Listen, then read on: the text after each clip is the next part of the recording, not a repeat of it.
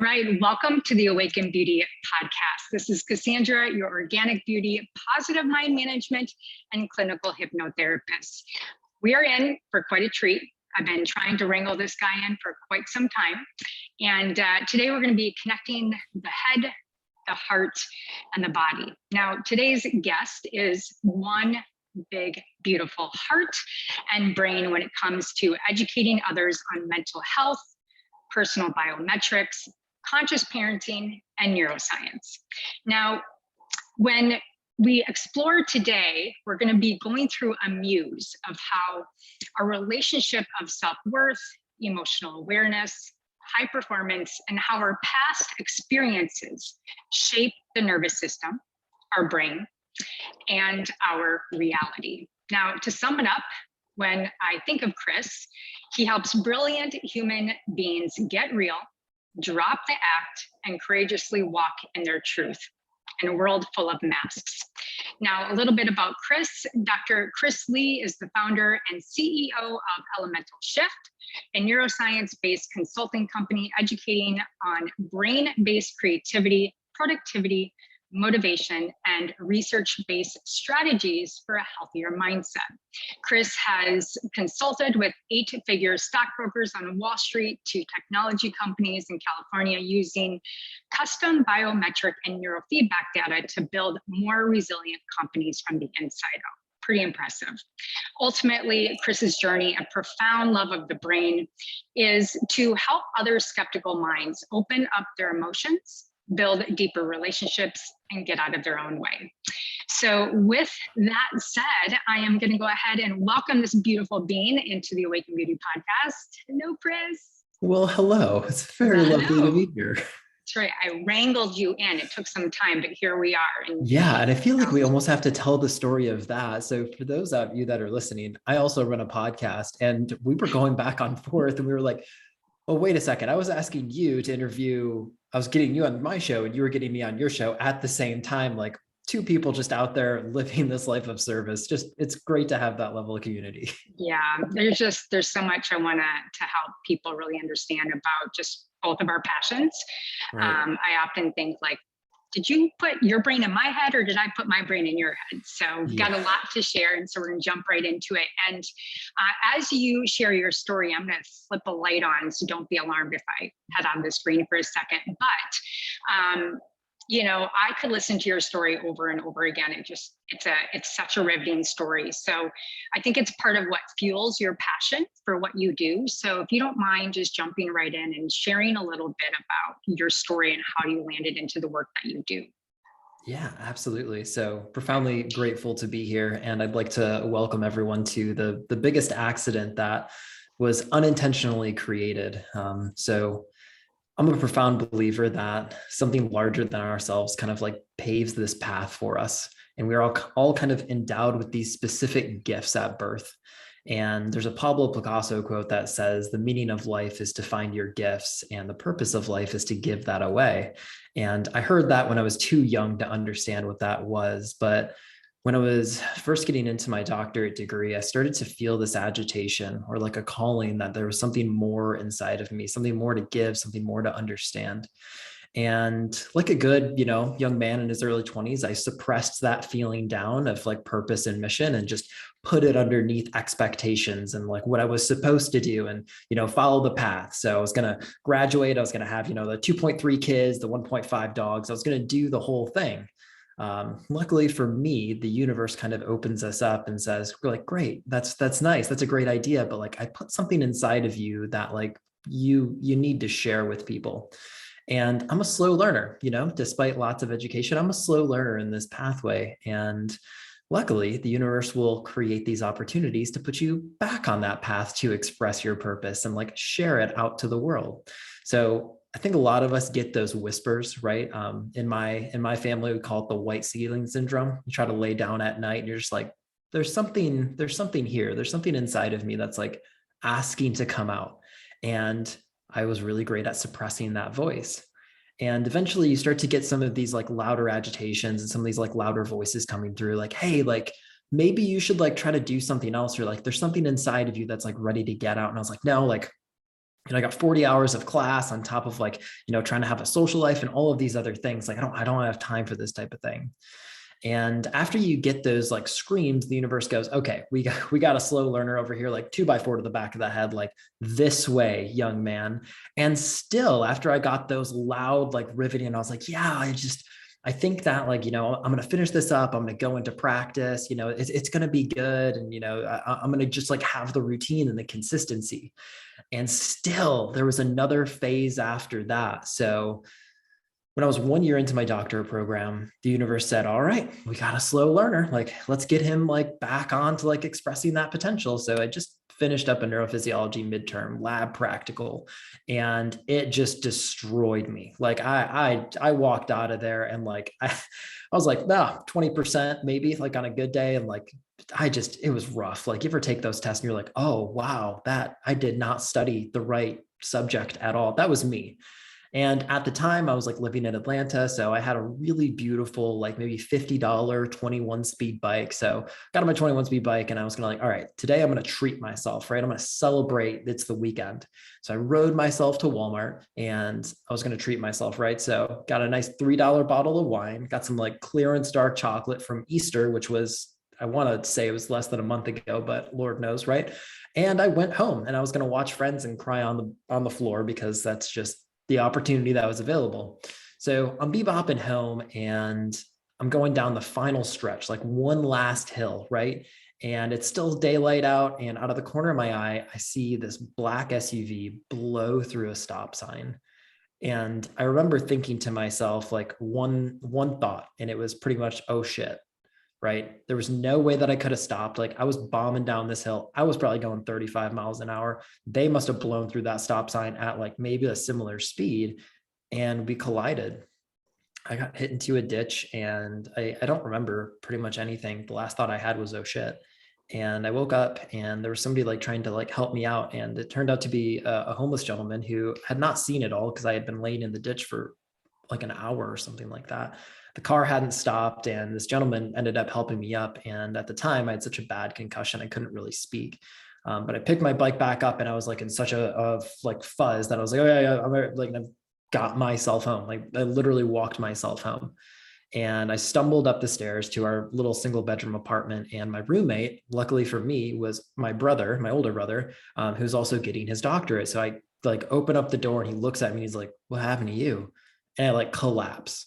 So he takes me into the bathroom. We like start cleaning me up, take the backpack off, and like I'm soaked from like sweat. And like I thought like that bottle of wine in my backpack had broken. And he takes the backpack off and he's like starting to ask me, like, why are you so like wet? Like, what's all this red stuff? And I was like, pointing to the backpack. And I was like, it was the wine. It was the wine. I'm starting to get my speech back. And he opens up the backpack and he ends up pulling out an unshattered bottle of wine.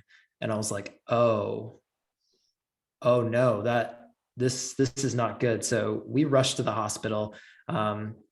Internal contusions, they thought I had a bucket handle fracture, which is like not a good fracture to have.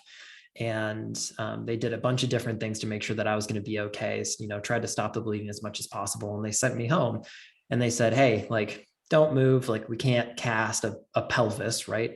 Not in a functional way with some of like the contusions that you have. So I'm going to put you on bed rest for somewhere between 6 and 9 months. And that was like the worst sentencing that like I possibly could have had. I was a young man. I was like 22 at the time, right? And I like wanted to move and I couldn't go to class anymore. And it's a very intense program. And that was kind of like my first taste during that first week of like depression, right? I was stuck in bed. I was physically in pain. And I just started to recognize that the internal world that I was existing inside of, like the voices in my head, were not friendly. They were, you should have been more careful, and all the should, could, would have, things should have been different. And I started to recognize that it was really eating me alive. And you can only watch and suppress those voices so long when you can't move. I was stuck in the same room in the same bed over and over again. So my physical body was completely broken. So the first week went by and, the depression started to kick in. Then the second week went by and the anxiety started to fire up of like all the classes I was missing, all the money I was blowing by like missing all these classes. And on day 14 of being inside of this, something dramatically changed. So I was laying in bed and it was an afternoon. And I remember like watching the sunset again. I'd lost, 12 pounds, 13, 15 pounds at that time from just sitting there. I was healthy. And I remember getting this phone call and it's somebody I hadn't spoken to in a long time. And I pick up the phone, like, hello. And on the other end of this line, somebody super, super frantic, like, hey, this is Jacob, right? You remember me, right? Like, I know we haven't talked in a really long time, but do you still live here? I got to go, like, make sure you're still at that place. I'm going to be at your house in 35 minutes. Make sure your brother is there. It's an emergency. And this dude hangs up on me. Old family friend I haven't talked to in like months, right? And I like try to call him back. Dude doesn't answer, just sends me a text message, make sure your brother's home. So my brother's in class right now. And I call him up. I'm like, hey, like, do you remember Jake? Like, Jake just called me and he's like super frantic. He said it's an emergency. He's coming to the apartment. Like, can you come home? Like, I don't know what's going on. And like, I don't want him in the house. Like, he's kind of a squirrely dude. And my brother goes, yep, sounds good. So brother packs up his stuff and he starts coming home. And I hear my brother's truck pull up, and then I hear this other gentleman's car pull up. And for whatever reason, I don't know what it was, I decided to get out of the bed for the first time. So if you haven't got up for a period of time, and my brother was like taking care of me fully, like he was picking me up and like showering me and bathing me this entire time, which is a whole different level of humility than I knew what to deal with at that time. Like, can you imagine being 22, having your brother like take your clothes off and put you in the shower? But my brother is my best friend, amazing human being. So I get up and I'm standing in the door frame of my bedroom, and I remember hearing my brother walk up the stairs, and I remember he would always lock the door when he knew I was inside. Like typically if I was inside, wouldn't really lock the door and stuff like that. It's just, he's good. But I always remember when I got hit, he would always lock the door. He would never admit it because he was my bigger brother that used to beat the crap out of me, but he's hyper protective of me. And I remember him unlocking the door, and he opens the door up and he's crying. It's my older brother. He's my hero. I've seen him cry twice, and this is that second time. And he sees me standing there, and the other gentleman's there crying too. And he sees me, he drops all his stuff on the floor, and he runs over to me. And I'm frail, like I'm brittle. And he just holds me the way that only he could, the only way that he could have. And he wraps his like big bare arms around me. And like, I'm taller than he is, but like, he's just strong. Like my brother's always just been so strong. And he just holds me like tight. And he looks at me and I'm like, what is going on? And he said, Dad's gone. And that was when I kind of knew. So my dad used to live up in Michigan and then moved down to Atlanta to build movie sets. He was an extraordinary carpenter. And we found out later that day that our dad had committed suicide. And we had no idea, I'd gone to a barbecue with him, 3 weeks ago before I had gotten hit. He didn't even know that I got hit by a car because I knew that, he was super busy. And, I didn't want to be more stress and more agitation. I never told him. And you just don't know what to do with that level of emotion, like, especially at like a young age. Like, how do you process grief? Like, I don't know what to do. Like, I was confused and I was mad and I was upset and like the spectrum of emotions. And then it all just went gray. I just went numb, right? On top of being physically like incapacitated. I just remember like one day I woke up and I was just like, everything was the same. Like, I just didn't care anymore. It was just like gray. So time passes by and they say that time heals all things. And I'm not sold on that one yet, right? I think time has the extraordinary capacity for us to make changes and make shifts in our life. And at the same time, I was so uncomfortable, so uncomfortable. So 3 months goes by and the universe calls out again and says, hey, like, we're not done yet, like more. And at that time I was pretty numbed out.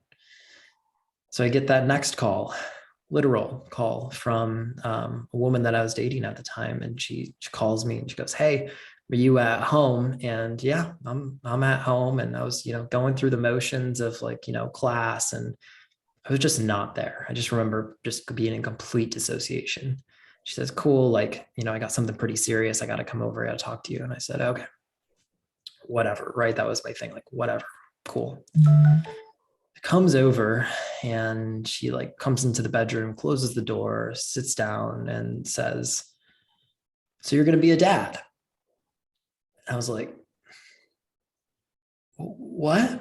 What do you mean I'm going to be a dad?" Like, the doctor said that wasn't really going to be a possibility and stuff like that with like, some of the injuries and, it's going to take a long time to heal. Like, what do you mean? She said, "Yep. Yeah, I'm pregnant." I was like, okie dokie. And I just remember feeling like this pop, like emotional pop.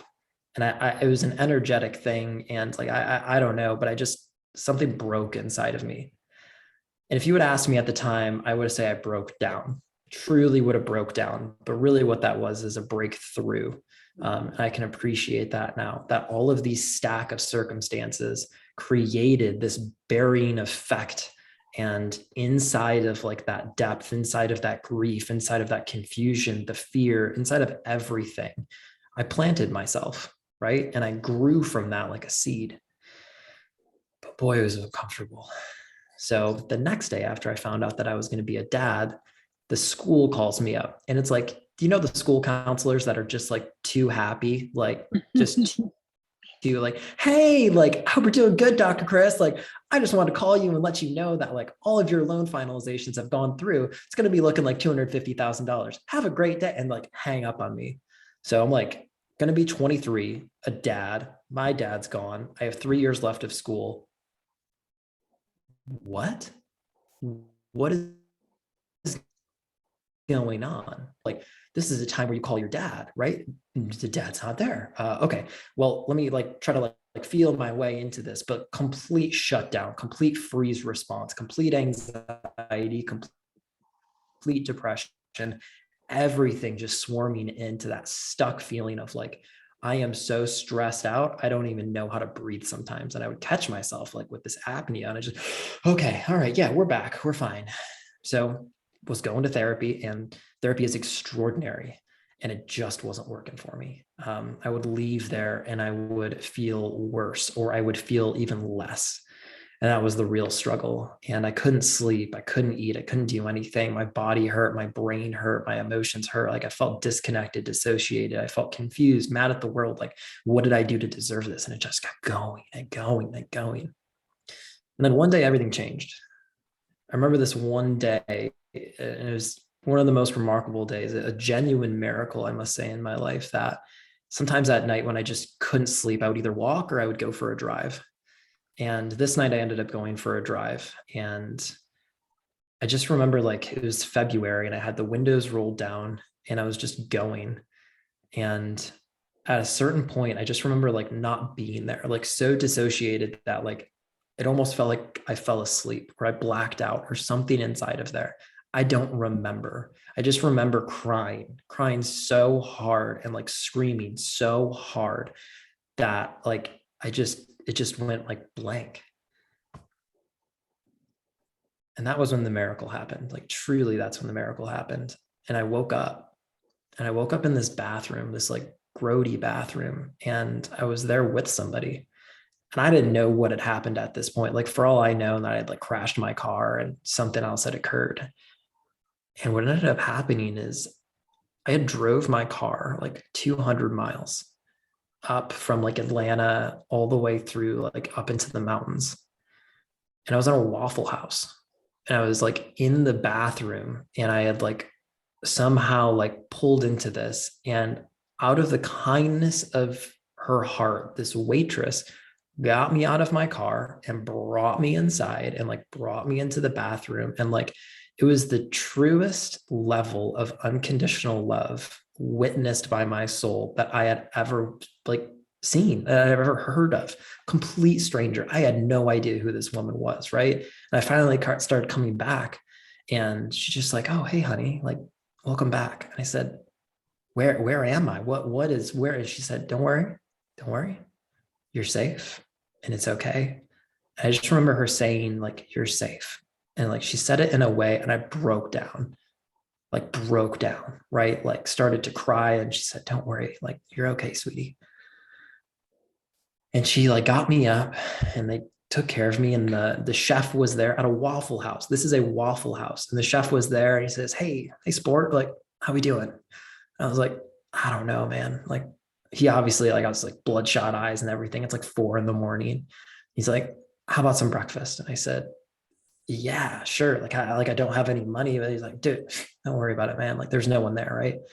And she gets me a cup of coffee, and these people, to a stranger that they obviously saw was broken, they just took care of me. And it changed me. It truly changed me. They said, stay here as long as you would like. And I stayed there for about 3 hours and just like embraced what was occurring. And I remember like this voice came into my head at that time. And I asked the waitress, can I borrow a pen? And I wrote this down on a napkin, and it said, I'm going to be better tomorrow than I am today. I'm going to be better tomorrow than I am today. And I remember writing that down and just saying, that's all I owe to myself. I'm just going to be a little bit better tomorrow than I am today. That's it. I don't know, no mountains to climb, just a little bit better. And that's what I ended up doing. That radical, like, love that they gifted me changed me, truly, truly changed me. If you fast forward to where I am now, I quickly became a single dad to my extraordinary daughter, who's 4 now, and we live a dream life on the East Coast. We paddleboard and we surf all the time. We ride our bike everywhere. Like, she's a little badass, and I share this story and the power that I found inside of me mixed with some of these scientific tools, because I was such a skeptic, right? I was like, I can't make this change. Like, the circumstances are too heavy. But I stuck to that promise, a little bit better, right? I'll be better tomorrow than I am today. And I started to use these tools and implement these strategies, and started to get more into biometrics until I started to, shift the way that I was going to go into practice, and started to focus more on neuroscience and functional neurology.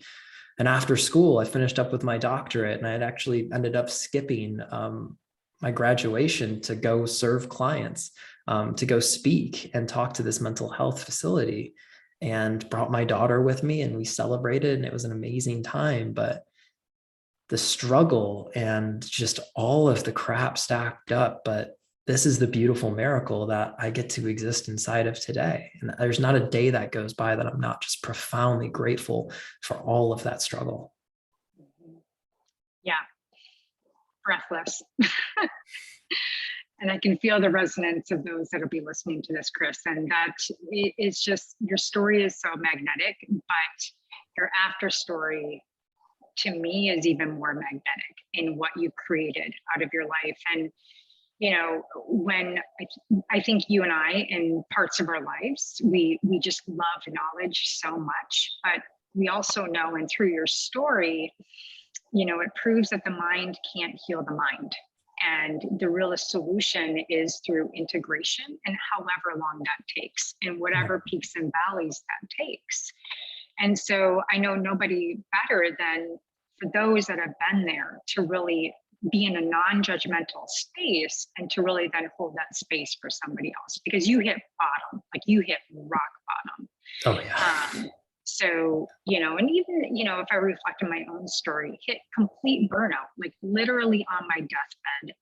And I could hear my mom's voice coming back to me saying, someday our day will come. And it was in that moment that I realized, oh, that was the subconscious trigger. Someday my day will come. So I'm just going to prove myself until I get there, which will never come.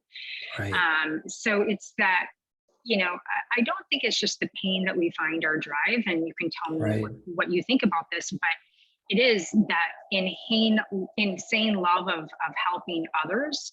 But we have to be, I suggest that we move into this space where we now are learning, our lights are flashing. Yeah, now we're talking. Yeah, heat is on.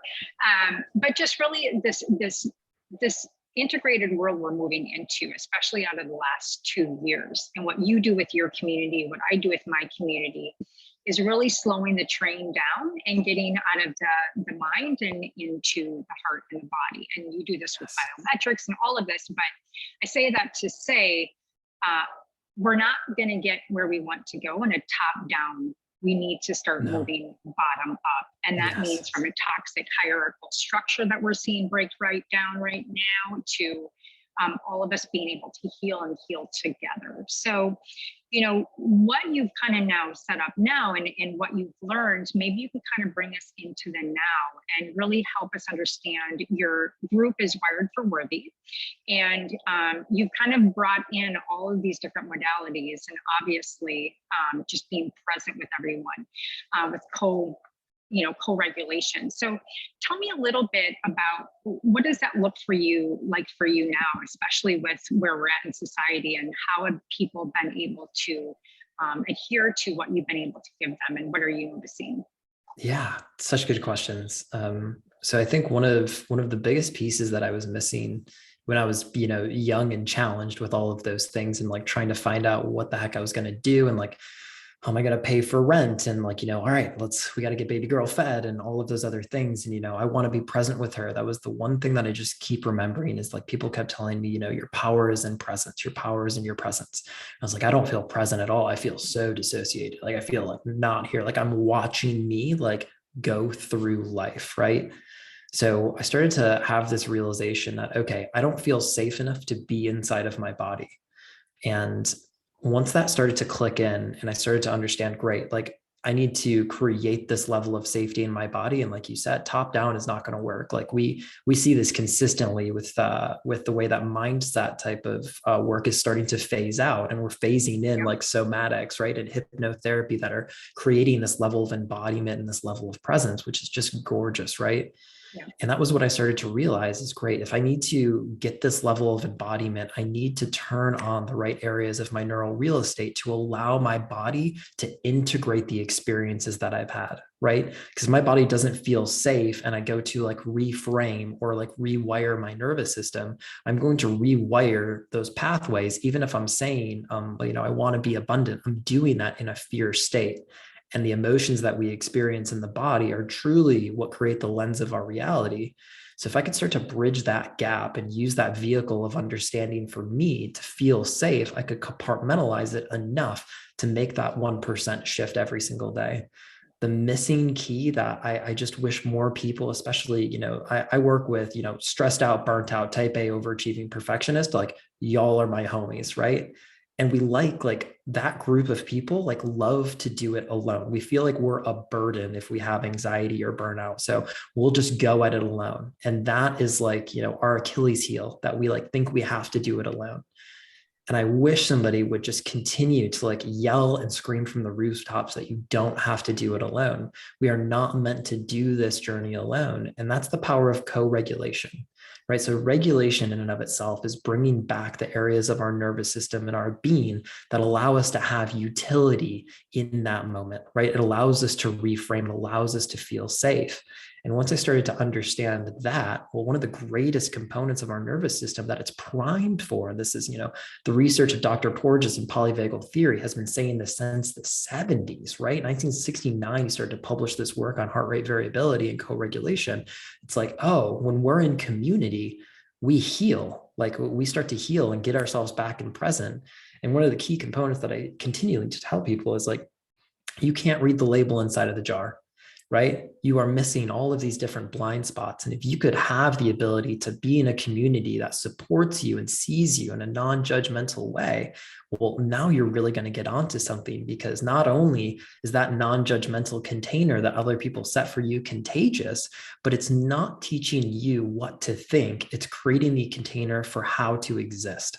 And that's such a different paradigm for people to understand, especially like I'm a dude, right? So like, I didn't have a lot of like primary examples of like getting into my feelings as like a young man. So for me to start to like step into like this emotional availability for myself, I was like, this is uncomfortable, but it's not bad, right? Just because something's hard or uncomfortable doesn't mean that it's bad. And I think that's the primary objective of our nervous systems, to say this is new and novel is dangerous. And if you can catch that thought in transit and send it instead of fear to curiosity, that's where you become infinitely more powerful. And it's the lesson that I get from my daughter all the time. Like when she first stood up on a paddleboard, or first stood up when she went to go surfing, or all these other things, like she just caught it in transit and she knew that she was safe enough to explore again. And this is the power of having community to surround yourself with. And it's using the power that the evolution of like neurology, or however you choose to perceive it, it put it inside of our system. And we can consistently see this. Like the NFL is using like social regulation for like a recovery protocol now. Like it's beautiful when we can be inside of these settings. Like we physically recover, we emotionally express, like we connect to source, like all of these opportunities start to come through. And that was what I wanted to build out of this community, is a container of understanding and actionable mental health tools. So we've been running this community now for about a year and a half. And we have served an audience of over 2,500 individuals. We've given presentations and workshops to over 100,000 people as well, which has just been like such a blessing to share these messages with people. So awesome. I just love it so much. And you're right. And it's, right time, right moment, right movement, right? We're really starting to have this larger conversation about, the divine feminine and masculine. And we're starting to finally blend those as a non-dualistic, this really sense of state. I'm super attracted to masculine communities that are feeling their masculineness in a divine feminine way, because I resonate with that, right? Like I'm super driven, all of that, but a really, really, really deep heart, and I feel the feels. And so it's really beautiful to see communities being able to build that. And your daughter is such a biofeedback tool for you to be in this beautiful state of, as she awakens at every single age. I've listened to some of your podcasts with some of the parenting coaches on it. And I mean, for me, even they're helpful of how I could hear some of the coaches reflecting, just tapping into me, because we still have those childlike states in us that need to be felt safe before we can open up that container. So I really want to honor you in that, and thank you for serving so many individuals. And one thing that's kind of coming to mind for me right now is, I think we possibly came in passing on Clubhouse, probably with some neuroscience room. And I started to frequent a lot of these ADHD rooms, and I was listening. Now my brother was ADHD. I lost my other brother to cancer when I was 16. But I was like, oh, my mom is ADHD. My dad is dyslexic. And I was like, oh, okay. That's where that overperformance also came from as a woman, as in this world, in a neurotypical world. But the hypervigilance is what comes out to me with neurodiversity. And I love the book, Hunter Farmer Theory. I love the story of evolution, and that I'm very thankful for my hypervigilance. I love everything I do because I only do things that I'm passionate about. I don't really have a problem with boundaries around that. So, I just kind of wanted to kind of throw that over to you and, kind of get your feedback as far as you see these kind of patterns of trauma and hypervigilant in neurodiversity. Because if you're an entrepreneur, there's a 300% chance that you also are going to be neurodiverse. Have you witnessed that as well? Every single day of my life. That these beautiful human beings, and I say this with nothing but love. I have seen people use an 8-figure startup, like they start an 8-figure company as a distraction from their trauma, and they're good at it, right? And I've also seen people go all the way through the CrossFit games and place on podium out of a distraction from trauma they have, right?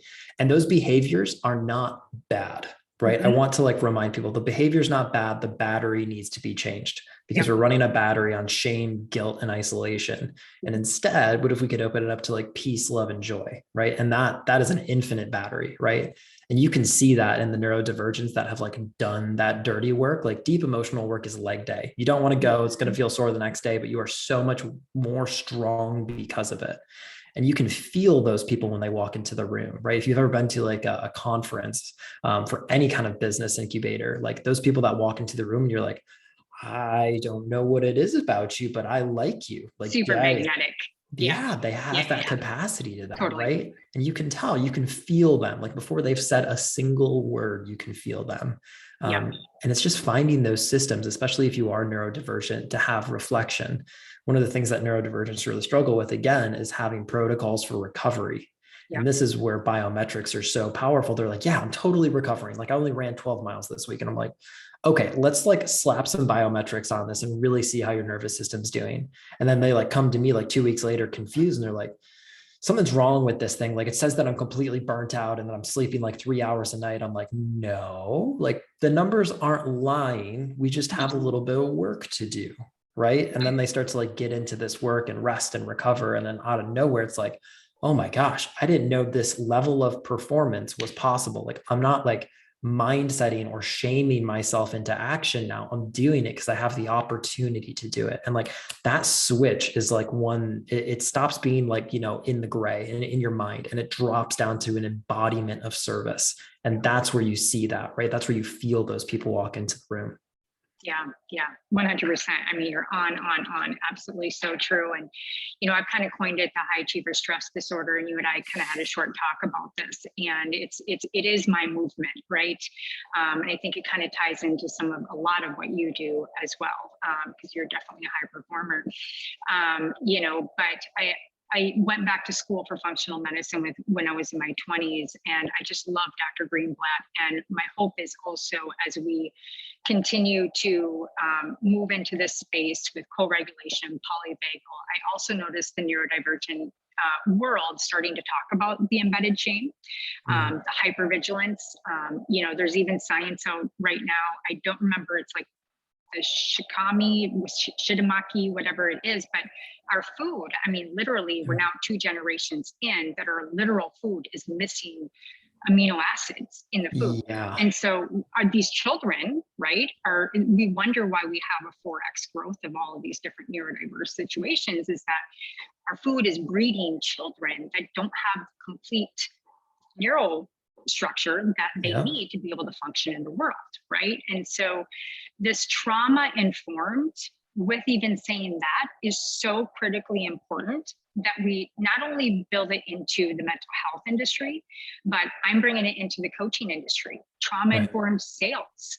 Yes. Don't tell me that it's my mindset, because there's something I'm unconscious and numb to that I don't know what's going on. So you go shut down, then you get the energy to try something again. And then these same patterns happen and you just knock yourself out.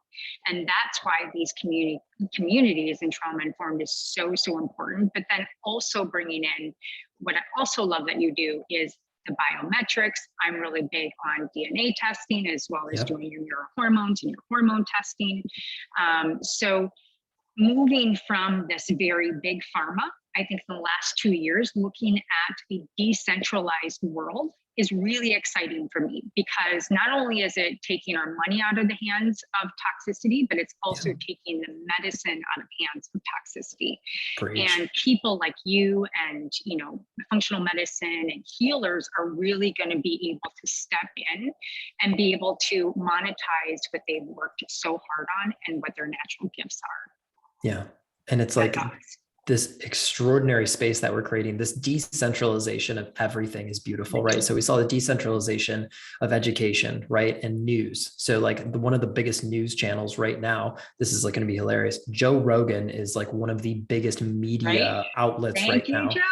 Right. And like, whether you love him or hate him, he has been a trailblazer in that direction. And what he's doing is placing responsibility back into the hands of his listeners and saying like, hey, like, do what you need to do. And like, let's just remind people, like, we are not your physicians, right? But placing that responsibility back into your hands does decentralize those units. And I'm not saying that those units like necessarily know what they're doing is wrong. Like I have a plethora of friends who are MDs, PhDs that are in the pharmaceutical world, and they're just not educated, right? Like I went through my entire doctorate. I had 3 hours, maybe 4 hours of nutrition training. Like I had to go back to school after a doctorate to get nutrition training. Like for like 40 hours, I went back. Like they're just not taught some of these things. So like have grace with some of our professionals as well, and start to claim responsibility. Follow people like this extraordinary soul who's using education and embodiment to empower that next level of humanity. Like that's evolution, right? Empowered education and embodiment. I truly believe that. Yeah, yeah. And thank you for that. And thank you. I was on a late night call last night, and it's with a project called Astro Emojis. And I was very apprehensive. I got into Bitcoin in 2011. I was really apprehensive about NFTs because I see artists being exploited. But Yeah. Dr. Owen and another gentleman, they have created like the largest, deepest resonating NFT for mental health, where the utility attached to it is like they've got hundreds of muse headbands being handed out. We're going to create a universe and a live meetup. So we're really integrating, like even where these practitioners feel so constricted by the red tape, where we then even can take that professionalism and put that model into decentralization, where they have more flexibility and can really speak their heart. Owen he's bipolar, but he can really talk about it and bring his own DSM into it. But here he can really explore that with people and be transparent. So I think that's all changing. It's super exciting. Now I have a question for you. It's a personal question. Yeah. Aura ring. So my Aura ring, I wanted to ask you, how accurate have you found, because you get to see everybody's algorithms, right? How accurate have you found your biometrics to be, whether it's your neurobiofeedback or Aura rings or anything like that? Like what's the origin of, like, where is the error in that percentage?